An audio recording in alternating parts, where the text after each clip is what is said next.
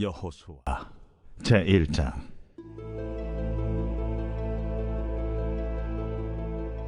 여호와의 종 모세가 죽은 후에 여호와께서 모세의 수종자 눈의 아들 여호수아에게 말씀하여 이르시되, 내 종 모세가 죽었으니 이제 너는 이 모든 백성과 더불어 일어나 이 요단을 건너 내가 그들 곧 이스라엘 자손에게 주는 그 땅으로 가라. 내가 모세에게 말한 바와 같이 너희 발바닥으로 밟는 곳은 모두 내가 너희에게 주었노니 곧 광야와 이 레바논에서부터 큰 강 곧 유브라데 강까지 해쪽 속의 온 땅과 또 해지는 쪽 태해까지 너희의 영토가 되리라. 내 평생에 너를 능히 대적할 자가 없으리니 내가 모세와 함께 있었던 것 같이 너와 함께 있을 것임이니라. 내가 너를 떠나지 아니하며 버리지 아니하리니 강하고 담대하라. 너는 내가 그들의 조상에게 맹세하여 그들에게 주리라 한 땅을 이 백성에게 차지하게 하리라. 오직 오늘은 2월 17일 수요일입니다. 오늘부터는 신명기 말씀을 다 마치고 오늘부터 바로 뒤에 나오는 여호수아 말씀을 같이 묵상하고자 합니다. 우리가 여호수아 말씀을 새벽에 한번 묵상했었어요. 그러나 우리 신명기 말씀 그 다음에 나오는 말씀이고 또 새해에 저와 여러분에게 새로운 한 해를 정복하고 또 점령하는 그런 의미에서 여호수아서를 묵상하면서 저와 여러분이 은혜 받기를 바랍니다. 여호수아서는 우리도 잘 알다시피 여호수아가 모세의 뒤를 이어 이스라엘 백성들을 가나안 땅으로 인도하여 가나안 땅에 들어가 그 백성들, 정착한 백성들을 몰아내고 정복하는 정복의 역사입니다. 우리는 성경을 보면서 이런 생각을 하게 되죠. 출애굽기나 또는 여호수아서를 보면서 이건 유대민족의 역사가 아니냐, 우리가 이런 유대민족의 역사를 배울 필요가 있느냐, 그렇게 생각할 수 있지만 그렇지 않습니다. 출애굽기는 죄의 세력을 상징하는 애굽에서 나와 그리고 우리를 인생길을 걷는 광야길을 지나서 그리고 천국을 상징하는 가나안 땅으로 들어가는 그런 여정을 상징적으로 보여주는 역사가 바로 출애굽기의 역사예요. 그러므로 출애굽기는 성도의 삶을 보여주는 그런 역사다, 그렇게 말씀드릴 수 있는 것입니다. 그러므로 오늘 여호수아서도 가나안 땅을 정복하고 그리고 가나안 땅에 있는 사람들을 몰아내고 그리고 우상과 음란을 몰아내어 하나님 나라를 세우는 그런 모습, 이것은 바로 성도의 삶의 모습이라 그렇게 말씀드릴 수 있는 것입니다. 우리도 천국을 향해 가는 중에 어떻습니까? 우리도 이 땅에 죄악을 몰아내고 하나님의 백성으로 살며 성도의 삶을 살기를 하나님이 원하지 않아요. 그러므로 여호수아서의 이스라엘 백성들과 별반 다르지 않은 그런 신앙생활을 우리가 감당하고 있다, 그런 말씀입니다. 우리는 예수 믿어 영원한 천국을 사모하죠. 그러나 천국을 우리가 죽어서만 가는 곳이다, 그렇게 여기지 않기를 바랍니다. 왜? 예수님은 이미 천국이 너희에게 임했다, 그렇게 선포했기 때문에 그래요. 그러므로 천국은 죽어가는 낙원 정도가 아니라 우리 예수님이 다스리는 그런 다스림이 있는 나라가 바로 천국이에요. 그런데 그 천국은 예수님이 지금 우리를 다스리고 계심으로 우리 안에 이미 이루어졌다, 그런 말씀입니다. 그러므로 우리는 이 땅에 살면서 주의 백성으로 살면서 죄악을 몰아내고 죄와 싸워 승리하는 우리의 모습, 이것이 바로 여호수아서에 나오는 이스라엘 백성들의 모습과 같다 하는 생각을 하게 됩니다. 이런 마음으로 이런 시각으로 여호수아서를 묵상하며 저와 여러분이 은혜 받기를 간절히 바랍니다. 오늘 본문은 어떻게 시작하는지를 잘 보십시오. 1절과 2절에 보면 아주 의외의 단어로 시작을 하고 있습니다. 1절과 2절을 보세요. 여호와의 종 모세가 죽은 후에 여호와께서 모세의 수종자 눈의 아들 여호수아에게 말씀하여 이르시되, 내 종 모세가 죽었으니 이제 너는 이 모든 백성과 더불어 일어나 이 요단을 건너 내가 그들 곧 이스라엘 자손에게 주는 그 땅으로 가라, 그렇게 말씀하고 있어요. 여기 어떻게 여호수아서가 시작합니까? 새 시대가 어떻게 시작하고 있는지를 보십시오. 여호와의 종 모세가 죽은 후에 내 종 모세가 죽었으니 이렇게 시작하고 있는 것입니다. 이제 한 시대가 어떻게 시작하는지를 보세요. 위대한 종 모세가 죽는 죽음으로 시작하고 있는 것입니다. 모세는 위대한 지도자였습니다. 그것은 이스라엘 백성들이 다 아는 일이에요. 그토록 갈망했던 가나안 땅에 그렇게 인도했던 지도자가 바로 모세입니다. 그런데 모세는 가나안 땅에 들어가지 못하고 죽게 되죠. 여기에서 모세가 가나안 땅에 들어가지 못하는 이유를 두 가지로 생각해 볼 수가 있습니다.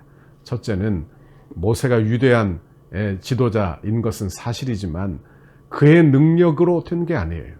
여러분, 그러므로 그가 위대한 지도자 된 것은 개인의 능력이라기보다는 하나님이 함께 하심의 능력이었다. 그렇게 말씀할 수 있습니다. 그가 위대한 지도자인 것은 우리 주님이 함께 하심으로예요. 하나님의 선한 도구 되므로 모세가 바로 그들 앞에서 하나님과 같은 존재로 그렇게 존귀한 지도자의 삶을 살 수 있었더라 하는 것입니다. 여러분, 그러므로 이제 모세가 죽고 이제 다른 시대가 오게 되는 거예요. 그 시대는 모세가 사라지고 이제 참 왕이신 하나님이 그들의 하나님이 되셔야 하는 거예요. 이스라엘 백성에게 모세가 사라지는 것은 대단한 일입니다. 모세는 큰 기적을 행하지 않았어요. 광야에서 그들에게 만나와 메추라기를 주고 10가지 재앙을 애굽에서 내리고 홍해를 가르게 하고 수없는 많은 그런 기적을 베푼 능력의 종입니다. 그러니 모세가 없다. 이것은 절망적인 이야기가 될 수 있는 거예요. 그러나 하나님이 가르쳐 주시는 것이 무엇입니까? 하나님의 나라는 사람에게 달려있는 게 아니에요. 모세가 중요한 지도자이지만 모세 때문에 그 출애굽이 이루어지는 게 아니에요. 이제 그들이 의지해야 될 대상은 모세가 아니라 하나님이신 것입니다.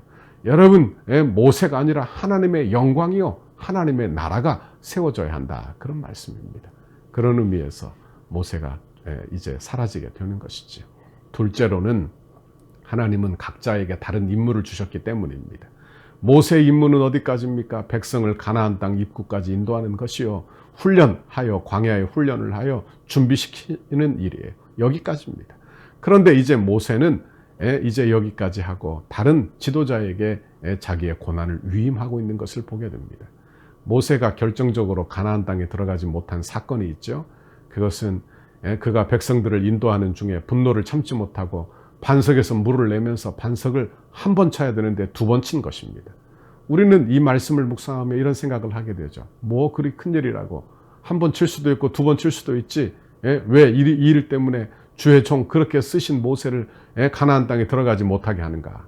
그러나 이것은 상징하는 것이 다르기 때문에 그런 것입니다.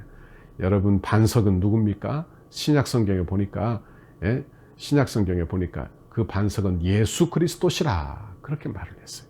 모세의 지팡이는 심판의 지팡이입니다. 그 심판의 지팡이가 반석을 치는데 예수 그리스도께서 죽으시는 십자가의 죽으심을 예표하여 보여주는 거예요. 그런데 예수님의 죽으심이 2번 일어날 수 있느냐? 아닙니다. 그러므로 단 한 번 하나님의 명령대로 말씀대로 순종되어야 하는 거예요. 여러분, 그러므로 순종하지 못함으로 그가 가나안 땅에 들어가지 못하게 된 거예요. 그리고 그의 후계자 여호수아로 하여금 그 일을 대신하도록 하나님께서 여호수아를 세우는 것입니다. 오늘 본문에 보니까 하나님은 여호수아에게 너는 이제 모든 백성들과 더불어 일어나 이 요단을 건너 내가 그들 곧 이스라엘 자손에게 주는 그 땅으로 가라. 그 땅이 어디입니까? 바로 가나안 땅입니다. 또 3절에 내가 모세에게 말한 바와 같이 너의 발바닥으로 밟는 곳은 모두 내가 너희에게 주었노니. 그리고 4절에 보니까 그 범위를 다 이야기하세요. 여호수아서는 어떻게 구성이 되어 있느냐? 전체가 24장으로 구성되어 있습니다. 그런데 이것을 크게 둘로 나누면 이렇습니다. 1장에서 12장까지는 가나안 땅의 정복 과정이고 12장에서 24장까지는 그 정복한 땅의 분배를 다루고 있는 그런 내용이에요. 그러니까 단 한마디로 이야기하면 여호수아서는 땅에 대한 내용을 다루고 있는 것이 바로 여호수아서다. 그렇게 말씀드릴 수 있습니다. 사람은 어떤 인생을 사느냐, 그것보다 더 중요한 게 있죠. 그것은 어느 땅에서 사느냐입니다. 어떤 사람은 이 세상, 이 땅에서 이 땅을 위하여 사는 사람이 있고, 또 어떤 사람은 하늘나라를 바라보며 하나님의 땅, 하늘의 땅을 바라보며 그 땅을 위하여 사는 사람이 있다. 그런 말씀입니다. 여러분 이 땅에서 아무리 열심히 공부하고 열심히 일하고 열심히 돈 벌고 시집 장가가고 그리고 열심히 살아가죠. 그러나 이 땅은 어떤 땅인 줄 알아야 돼요. 이 땅은 잠시 잠깐 있다가 사라지는 땅이에요.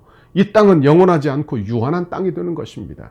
그러므로 이 땅에 뿌리를 두고 사는 인생은 그 끝이 아주 허무하게 될 것을 이야기하는 것입니다. 그가 무엇을 이루었든지 무엇을 가졌든지 얼마만큼 큰 재물과 얼마만큼 큰 영화를 가지고 있든지 그 끝은 허무함으로 끝나게 된다는 말씀이에요. 그러므로 사람은 어디에 뿌리를 두느냐, 어느 땅에 사느냐, 그게 중요하다는 말씀입니다. 하나님께서는 오늘 이스라엘 백성들에게 말씀하십니다. 내가 그들 곧 이스라엘 자손에게 주는 그 땅으로 가라. 우리에게도 말씀하시는 거예요. 그 땅으로 가라는 거예요. 그 땅은 어떤 땅입니까? 우리 주님이 왕으로 다스리는 땅이에요. 이 땅의 가치관과는 다른 땅을 이야기하는 것입니다. 여러분, 저와 여러분에게 이 하나님의 땅이 보이는 저와 여러분 모두가 되실 수 있기를 바랍니다. 여러분, 그래서 다른 나라의 가치관으로 다른 그런 마음으로 저와 여러분이 사는 하나님의 나라를 위하여 사는 저와 여러분의 신앙생활이 되기를 바랍니다. 이스라엘 백성들이 광야에서 뭘 배웠어요? 그들은 하나님의 백성으로 사는 것을 배워야 했어요. 그렇죠? 그들이 가나안 땅에 들어가 그들이 해야 될 일이 뭐냐? 그것은 정복하며 하나님의 백성답게 사는 것입니다. 여러분, 여호수아와 함께 이루어지는 가나안 땅의 정복은 여러분 그 목적이 육신적인 눈에 보이는 그 땅에 있는 게 아니에요. 하나님 나라에 있다, 그런 말씀입니다. 여러분, 저와 여러분의 구원도 하나님 나라의 그 뜻과 의미가 있는 것을 늘 믿고 바랄 수 있기를 바랍니다. 우리는 영적 전쟁에 있죠. 그러니까 예수 믿고 그 믿음을 지켜나가기가 얼마나 어려운 시대에 우리가 살고 있는지 몰라요. 그러니까 우리가 이 땅에만 눈을 두고 사느냐, 아니면 하나님 나라 땅을 바라보고 사느냐, 이게 중요하다는 이야기예요. 저와 여러분이 하나님 나라를 바라볼 수 있기를 간절히 바랍니다. 우리는 하나님 나라의 땅, 천국의 땅에 속해 있는 사람임을 알기를 바랍니다. 그리고 이 땅에 살면서 내 안에 우상을 몰아내고 내 안에 죄악을 몰아내고 내 안에 음란을 몰아내고 하나님의 자녀로 사는 저와 여러분의 신앙생활이 되기를 바랍니다. 오늘부터 여호수아서를 묵상합니다. 하나님께서 우리에게 은혜 주시기를 바랍니다. 아침 묵상을 통해서 우리 모두에게 은혜 주시고 또 오늘 하루 하나님께서 새 힘을 주시고 주의 백성답게 사는 그런 귀한 은혜, 하나님의 능력을 여러분에게 공급해 주시기를 간절히 바랍니다. 같이 기도하겠습니다. 하나님 아버지, 고맙고 감사합니다.